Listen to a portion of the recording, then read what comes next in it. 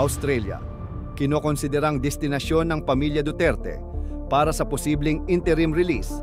VP Sara, nilinaw ang panig kay Pangulong Marcos Jr.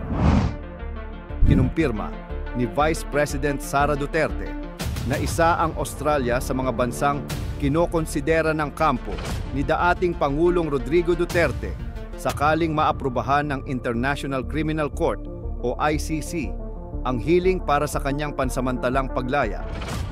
Gayunpaman, nilinaw niyang wala pang formal na pakikipag-ugnayan sa pamahalaan ng Australia ukol dito.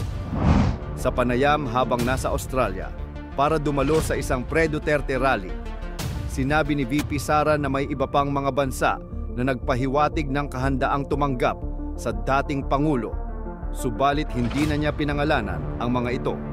Samantala, sinagot ni VP Sara ang patutsada ni Palace Press Officer at spokesperson Attorney Claire Castro hinggil sa kanyang biyahe sa Australia, kung ito ba ay personal o opisyal.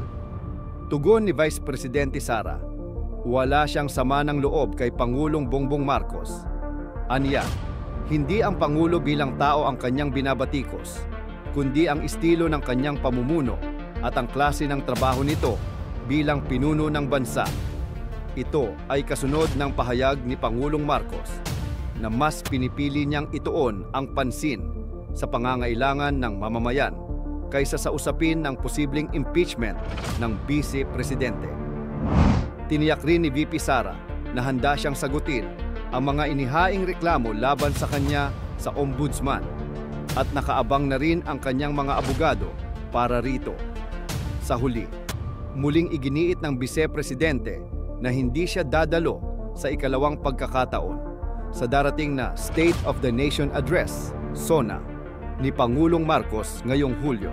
But good for him, and so we hope to see some sort of truth with his statements that he is focusing on helping our fellow Filipinos and doing something for the country. Unfortunately, we being talk to the ordinary citizens and the Filipino community abroad, we don't see anything at all.